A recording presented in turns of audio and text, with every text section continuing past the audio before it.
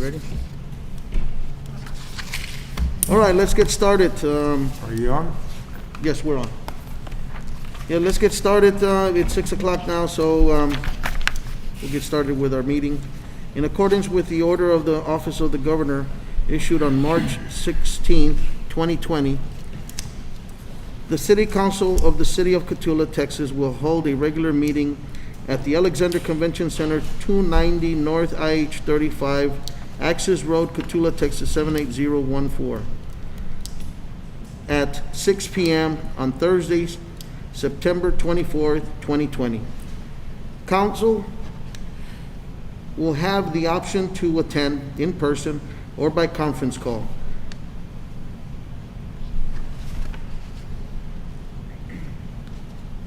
All right, roll call. Looks like today we are all in attendance today. Thank you all for coming in. All right. Item number 3, will everybody please join me on the Pledge of Allegiance? I pledge allegiance to the flag of the United States of America and to the republic for which it stands, one nation, under God, indivisible, with liberty and justice for all.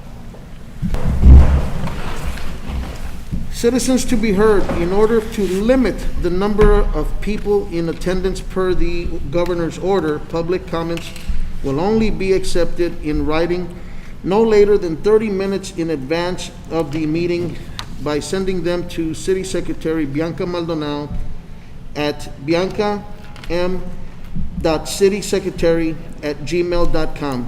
City Council cannot discuss any present issue, nor may any action be taken on any given issue at this time. Ms. City Secretary, was there any citizens to be heard? No.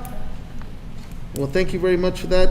Moving on to item number 5, approval of minutes, August 13, 2020 and September 10th, 2020.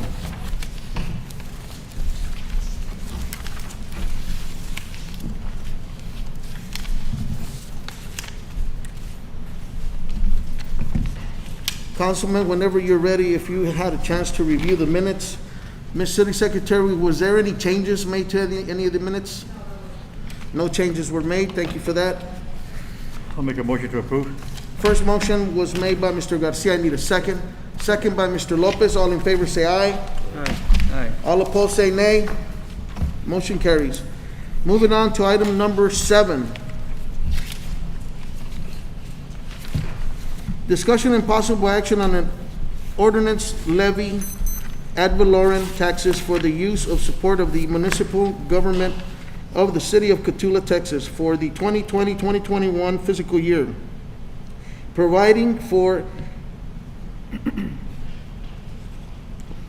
apportioning of each levy for specific purpose, and providing when said taxes shall become due and when shall become delinquent if not paid.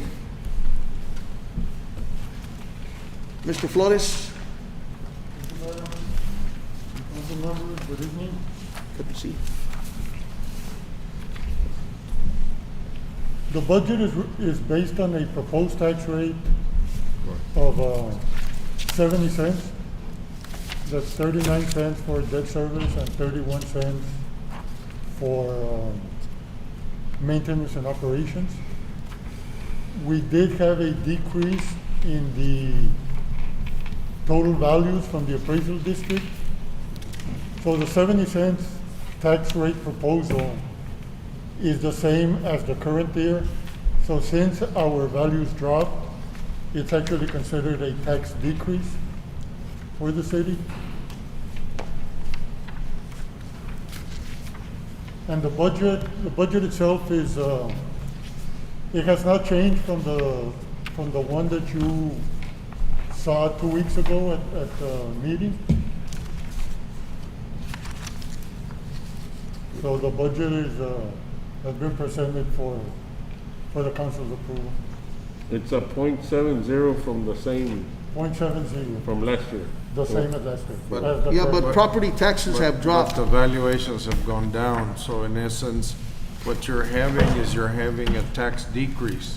Okay. So the proposed tax rate that is being presented to you is actually a decrease in decrease down. taxes from last year. Excellent.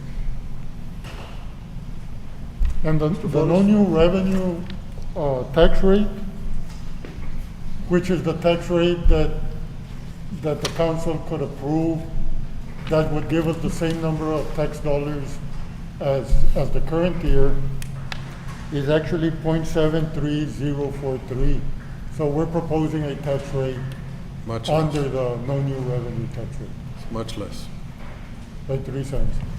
Lesser than Last year. the last year. And the voter approval tax rate, because technically we can go up 3.5% from the no new revenue tax rate, that tax rate is almost 75 cents. But we're still proposing the 70-cent 0.70. tax rate. We believe that we can efficiently run the city with that current valuation at the level that we're proposing it. And it'll be a benefit to the citizens and the community because of what's going on, making sure that that tax level is something that won't strangle anybody. A benefit for the taxpayers, It's a benefit for the community. for the community. Councilman, any other questions? No. I need a first motion I'll to make a accept motion. the proposed budget on item number 7. First motion was made by Mr. Ayala. I need a second. Second is made by Mr. Garcia. All in favor say aye. All opposed say nay. Motion carries.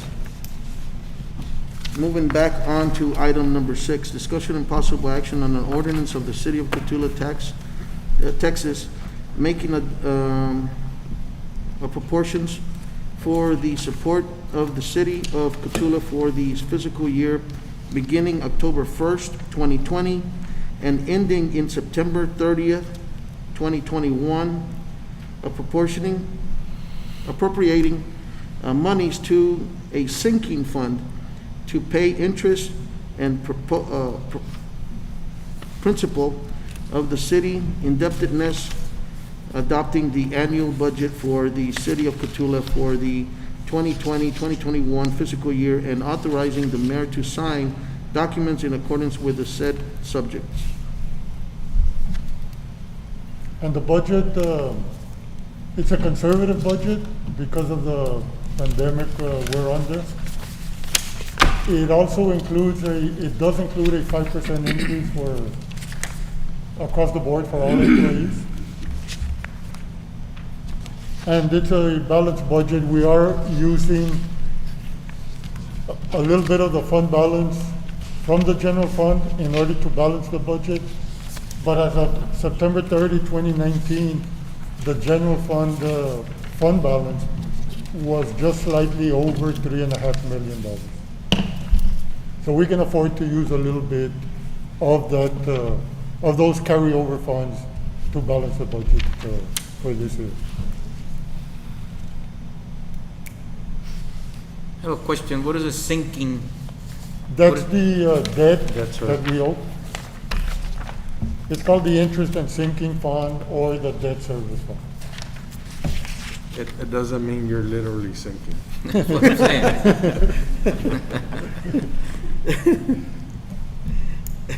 Which is 0.39. Yes. 0.39. 39. Yes.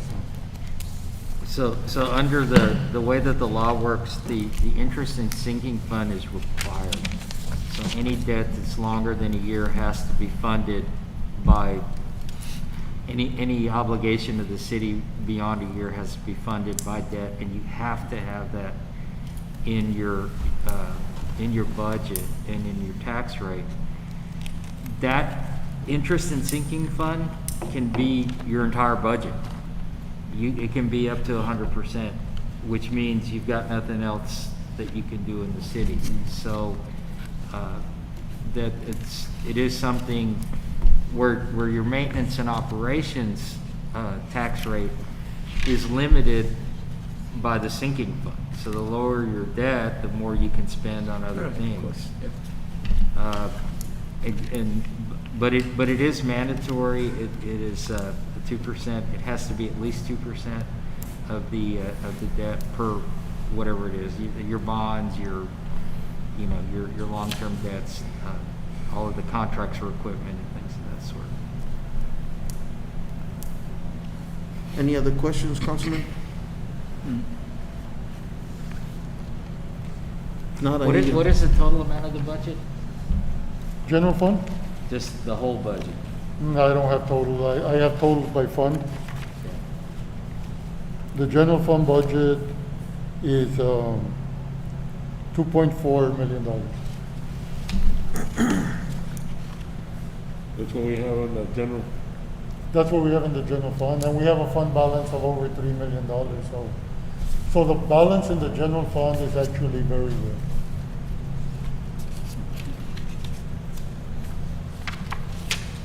Excellent.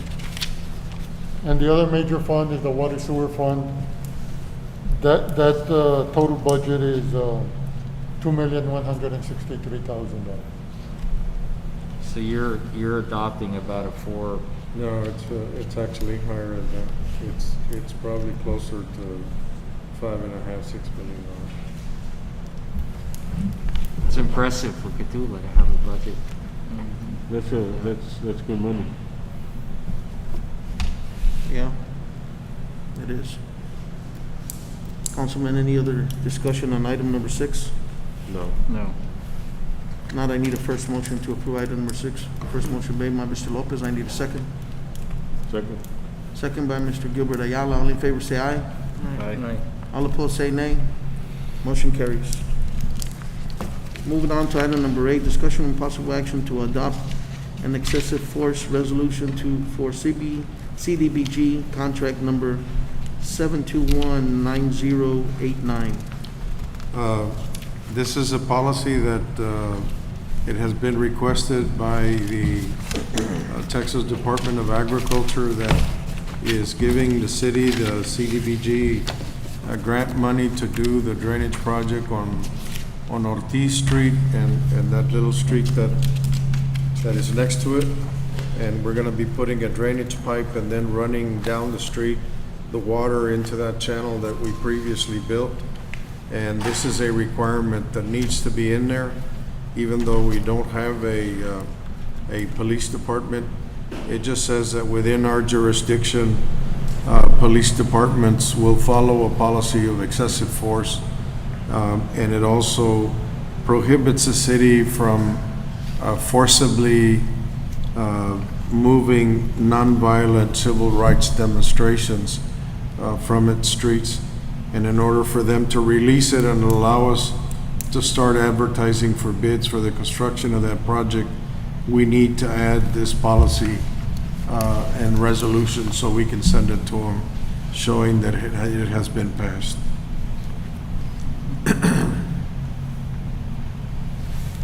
Councilman, any discussions or any questions on item number 8? No. If not, I need a first motion to approve item number 8. So move it. First motion by Mr. Lopez, I need a second. Second. Second by Mr. Garcia. All in favor say aye. All opposed say nay.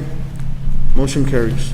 Moving on to item number 9, discussion and possible action to approve the design submitted by Frank Architects for the Stockman's Bank Building Phase 2. We are currently finishing the Stockman Bank Building Phase 1. We believe that the windows and all the other doors and things that are not yet in will be in place by the middle of October. The manufacturer is currently doing that particular work. We did a Phase 1 of the building where we were trying to make sure that the building was weather-tight, so we put a brand-new roof on it. We wanted to make sure that the walls would not crumble, and so we put sheeting in it. We put support on the inside. We put concrete on the bottoms of the walls to sustain them, and then we went ahead and stuccoed that one wall that looked like it was going to collapse. We gutted the building. We are looking at doing some things in there. The building, as I said, the first phase of it will be finished probably by October. This is a proposal by the same architect to do phase two, which would ready the building with the little electricity, the AC, the floor finishes that we would need, a bathroom that we would need to make sure that the building is usable. He is proposing to do that design and to put the bid back package together for $15,500, I believe. Larry, I had a question on ADA accessibility. Are we required to do that on that building? The building is a historical building, and so it is being treated as such. We are not required to do a elevator, for instance, in that building. We do have to have accessibility. We have accessibility on the sidewalks, with the sidewalks on the ends where we have the ramps. We will have accessibility within the building, within the first floor. There will be a bathroom on the first floor. After you finish the construction of the building and the building is ready to be used, you're going to issue a certificate of occupancy. You have to hire an inspector that comes in from the state TDLS. with the Texas LNR, and he will then determine that you in fact have complied with ADA and with what is called the Architectural Barriers Board. For instance, the city hall that we're currently in was just inspected by that inspector last week, and of course any inspector worth his salt comes in, he has to find something wrong. So in this particular case at the city hall, he found that the door didn't close fast enough, that the door didn't have a handle that needed to have a handle. Little things that we may not think are necessary, but they require. And so after the building is completed, you have that done, and then once you've completed, you've got 60 days to complete whatever violations occur, and then you submit it to the state, and then that allows you clearance of the building for the life. The ADA is not done by TDLR, but you do have to comply, and architects normally know what those standards are and what they need to do to comply with. As this building, this particular building, is developed, one of the things that we intend to do with the building is apply for something called historical tax credits. The building, and probably its intended use, is to move the Main Street office to this particular building. The state will issue historical tax credits. Those historical tax credits are of value not to the city, but they're of value to people that have businesses that need to use the historical tax credits to help them out with their income taxes or with their business taxes. And you sell those historical tax credits and allow the money to come to your nonprofit, in this case Main Street, that would then take benefit of whatever that money is. So it's kind of like a reverse grant that comes back in to the Main Street program because of the tax credits that you were given because of how you reconstructed the building. So everything that we have done, including the contractor that's currently working on the building, that contractor is somebody who is recognized by the Texas Historical Commission, and they're aware of his work. He has done a lot of historical work throughout the state, and he believes that we will be entitled to the tax credits, and has recommended that we proceed with the building because he believes we're going to get those tax credits. What are those worth? Could be $1 million, depending on what those tax credits are. It depends on the need by the individual business that buys them from the nonprofit and from the city. I've looked at that ADA stuff before, and even though it's historical, once you start messing with it, then it kicks in. you know, because you're rebuilding it. Mhm. So, interesting. Well, you're repairing. There's a difference between rebuilding and repairing. The historical structure It's still there.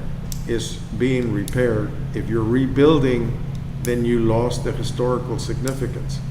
Just like with City Hall, because we had an issue with a portion of the windows and adverse to the historical designation of the building. But now that it's been done and the people from the Historical Commission came in, they are now asking us to apply for a Historical Preservation Award for their meeting that is going to be held sometime next year. And so we have indicated a willingness for the city to be recognized for the historical preservation of that particular building. And we intend to do that. Excellent.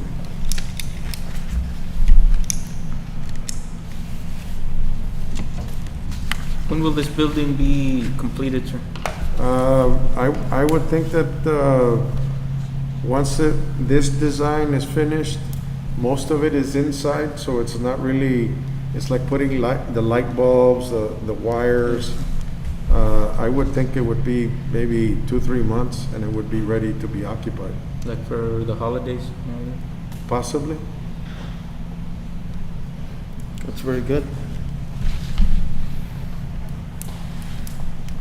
Councilman, any other questions for Mr. Dovalina on the CBG contract? I'm sorry, on the bank building, Stockman's Bank Building, Phase 2? If not, I need a first motion to approve item number 9. Make a motion. First motion by Mr. Gilbert Ayala. I need a second. Second by Mr. Lopez. Sorry, Mr. Gonzalez, he raised his hand. All in favor, say aye. Aye. All opposed, say nay. Motion carries. Moving on to item number 10, discussion and possible action on a request submitted by Ms. Ana Marroquin to host a small third annual cancer walk at a different location located at 306 Guadalupe Street due to the COVID-19 gathering requirements. Where is 306 Guadalupe? That's by the Maple. Behind the band hall, is it? At somebody's house? No. Isn't it an open field? No, this is her daughter's house. Her That daughter? address is her daughter's house. Huh? That address is her daughter's house. But it's a walk that's gonna start there and go somewhere else. It's gonna be inside that house. Huh? We usually do it at Veterans Park every year, but this year she said because of everything going on and it's gonna be something a little bit smaller, that she. How many people do they think will participate? More than 100? No. No, I don't think. It's never been more than. I think it's been like 30. I just wanted to 40 bring people. this up as a related subject. Mr. Dovalina and I and Bianca had discussions this week about the county's current emergency order, which was, I believe, approved in August. And in there, paragraph 5 of the order, I believe, says that for gatherings of more than 100 people that's not in the city, anything less than that, you go to the city. So Larry and I talked about that. The city is not obligated to provide permits for any mass gathering. Mr. Dovalina did his own research on that with the TML group, and apparently these COVID orders are, I mean, they're complex because they pass them and they change them and they do this and they do that. And, you know, the bottom line is that the city, the issue that we were dealing with was, I believe,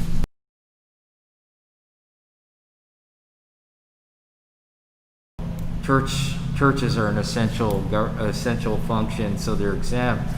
There's a 25% capacity limitation. In wedding venues, you can still have a wedding, but you have to have only 25% of the capacity. So we collectively just decided, well, we're just not gonna touch that, you know. You wanna go to church and get married, let the church deal with it. They have to comply. I mean, obviously, if you had 1,000 people there, you know, maybe the city would want to step in, but I think most of these people they understand that they need to, it's not business as usual.